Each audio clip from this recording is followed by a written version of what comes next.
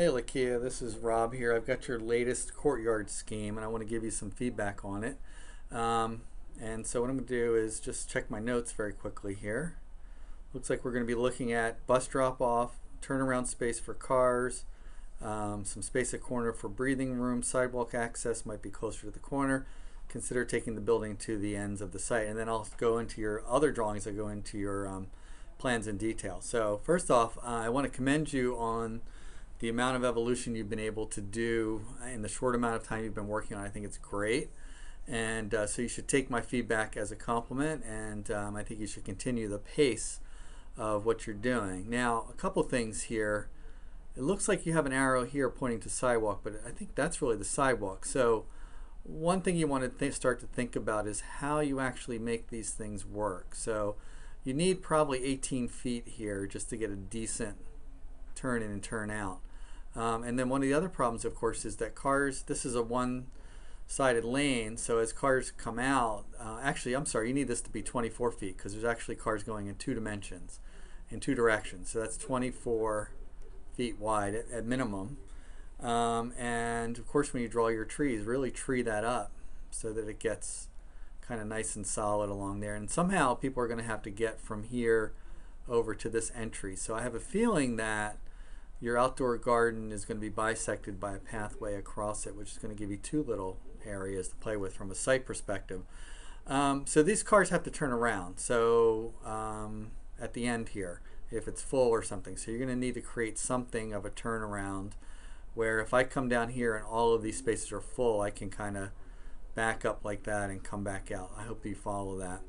And I also want to see a lot more landscape buffering. Right now your pond looks very architectural, which is great.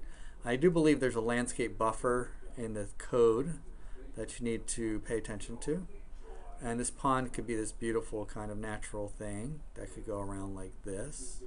One of these rain garden deals. And of course, I'm going to try to get you to think about linking it into the building somehow and your rain garden here. Although, to really get the space to be used, you're probably going to want your rain garden in a corner so that most of the space can be freed up to be used for outdoor space, and who knows what's in there. And then we talked about the bus drop-off. So now bus drop-off can be as long as you want it. I see what you're doing with the sidewalk now, which makes a lot of sense. And the same thing with the car drop-off. So you've got this, and then you're going to come in like that, which is good. Give yourself a little space there. So I think that's all fantastic, which means everybody's going to be coming in at the corner here. And I really think your entire building needs to push that way to give that corner a bit back to the community and make it sort of a vibrant corner. And just think about 100 kids coming to school. Yes, a lot are going to come in through this back door, and I bet you a lot of people are going to get off the bus here and they're going to come in this way. So you've got a double entry setup here, which some schools don't like from a functional point of view, from a systems point of view, a safety systems point of view. Not ideal. So we're really looking at systems here and transportation systems. We looked at water systems here.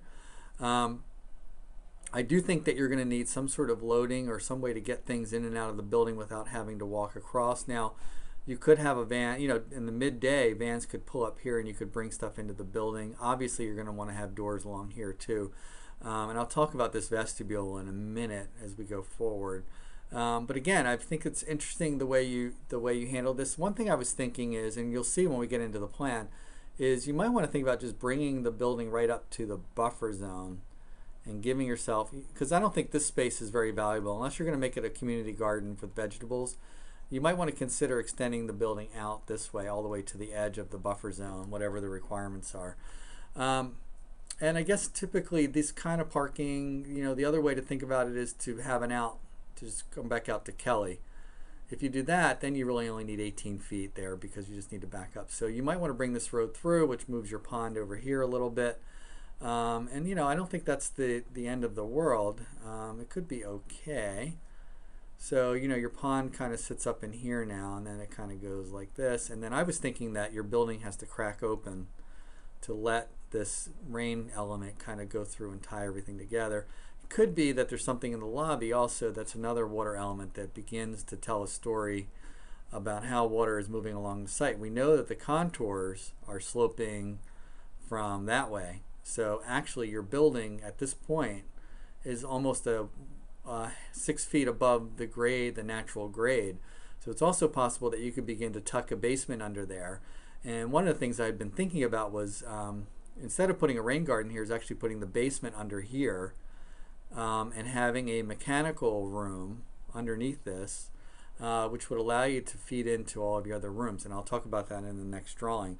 But again, I'm really intrigued by the courtyard scheme from an experiential point of view. I think that it sets itself up as a bit, as a cultural point of view, it's a bit solid. It's a bit of a solid mass against the community, so it's it's a lot of walls, and in fact you might end up with a wall here someday for security. So it's a bit of a fortress of solitude. But for the students and their culture, it might be something that once they're inside is really wonderful. So if this is very glass and open and opaque and not opaque and open, maybe that begins to tell a story of what's going on inside, and maybe, and I'll talk about this in a minute, I could actually see through here, and maybe this function here doesn't really want to be there. Okay, now going into the floor plans, and by the way, I think the plans are pretty clearly presented, and it's pretty easy for me to tell what's going. What's really interesting to me is, and I do think the contours are a little bit more like this, aren't they? At least I thought they were. Are these my latest ones? So if that's the case, the building has height back here, meaning that the building is going to get taller or be up off the grade a little bit, and certainly this might want to get flattened out then if that's the contours, and there's a big debate in the class about the contours. Typically then, if the contours are flattened, you would have a pathway here, right, and then this would all be flattened out to create a playing field. But it's the Miquon style, so we'd have to look at what those contours are doing. In any case, so right now you have your lobby set up as a vestibule, which I think probably doesn't work. You probably need an actual vestibule. And then I don't think you want these doors here. I think you want this whole thing, and I think you should expand it out this way. And you want really all of that to be your lobby as a real kind of welcome space. And as I said before, mechanical, electrical, maybe wanting to get that down in the basement. And certainly the basement wants to be more on this end, though, actually, given the grading and the floodplain situation. Okay, so some of the bigger issues, opportunities. Your classrooms are too long and thin. This proportion is a problem. So this classroom needs to be more like that, which in this particular case you can do. But when you get over here, I think what's going to happen is your building's going to have to push that way, meaning this classroom needs to get wider, and this class needs to get wider, and this class needs to get wider, right? The library can be long and thin. The science classroom potentially could be long and thin. And so really it's not a terrible kind of thing. I definitely want, from an experiential point of view, want to get that corridor kind of looking to the outside and getting that opened up. From a functional standpoint, we want to look at the shape of the classrooms. And we also wonder from a functional standpoint, if the cafe, you have to decide, is it just a brown bag lunch cafe or are they actually cooking? If they're cooking in here, you're going to need access to outdoor loading, which you actually do have, so you can bring supplies in. If they're going to be brown bagging it, it may not be necessary to have a cafe. You could eat in the rooms and give that square footage back to the building. Gym auditorium looks like it makes a lot of sense to me. However, that kind of wants to open up to the courtyard. And so that got me thinking, maybe the library could move down here without the cafe, and this becomes a sort of another lobby, a sort of opening space that, people congregate in and out of this gym and auditorium. The art room being on the south side, for me, I would take these two rooms, and I'm going to go to a different color because it's getting kind of a little messy here. I would take these rooms and I would flip them with these rooms because this is the best light, the south light. And then in that vein, I think you have a couple little problems here. You've got a west-facing classroom here, and you've got east-facing classrooms here. So actually what I would do is take these two classrooms and I might put them along here instead and have them have these be, so I'd have 4 classrooms clustered here. And I might even flip these classrooms over here. I'm trying to get all the classrooms on the south side, the regular K through 6 classrooms on the south side, in order to help that work. Remember that when cars are coming off of here, you want them to be able to get in, so you need doors all over. I think the whole building needs to push that way to give this corner some life to it and some opportunities. I think you have a, I'm not quite sure, I meant to talk about this on the site plan, I'm not sure about this, although it could be good. They still have to go down and turn and cross there, which makes me think that I'd much rather have my opening here and let them come out and over and over. I think ultimately that's probably a better zone, but I think the overall organization is actually pretty clever. You've got a lot of the public spaces here. I'm just going to do a little diagram here, which looks at your the way that you have this. Excuse me. And so you kind of have a nice zone of public here. This is all sort of public spaces, which could be shared with the community, right? And then you have your you have all your classrooms around the edges, which I also think is good. And you have your circulation, which comes around inside that, and then you have some other features in there. So pretty interesting. I did really like the idea, I guess it was really my idea, of the idea of trying to break the building up right in here and letting the relationship between this outdoor space and this outdoor space be more established, and let that be the way the rain could move through, the rain garden and the water collection system could move through. One of the problems with collecting your water here is getting it all the way up to your bathrooms, which your restrooms look really small. I have to go back and look at your program that your team did. But that looks a little bit like it might be a problem. So otherwise, though, I think this thing has a lot of good coming along it. But here's the main thing I would think about is, oh, this is really important. I want to talk about this.